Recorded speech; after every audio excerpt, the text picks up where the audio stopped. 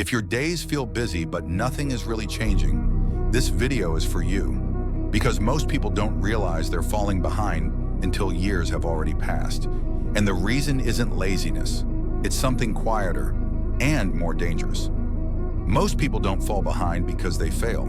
They fall behind because nothing forces them forward anymore. Life gets comfortable. Routines settle in. Days start repeating. You wake up. You scroll. You handle what's urgent. You put off what actually matters. And because nothing explodes, you assume everything is fine. That's the trap. When growth stops being demanded, discipline slowly disappears. Not dramatically, quietly. You stop doing the small, uncomfortable things that once kept you sharp. You negotiate more. You delay more. You lower the standard just enough to stay comfortable. And over time, that becomes normal.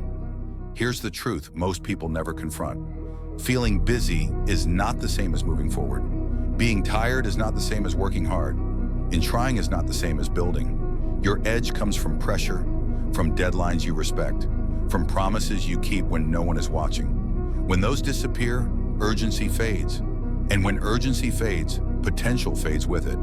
That's why this often happens after school ends, after structure disappears, after no one is checking your work anymore. You're free but undirected, and freedom without standards turns into drift. So how do you stop it? Not with motivation, not with a reset, not with a perfect plan. You rebuild your edge by restoring non-negotiables. One thing you do every day, no matter how you feel. One standard you refuse to lower.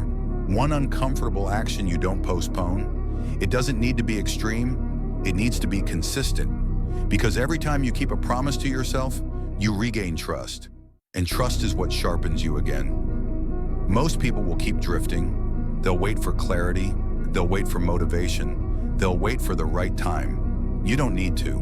Notice the drift now. Raise your standard quietly and act before this feeling becomes your life.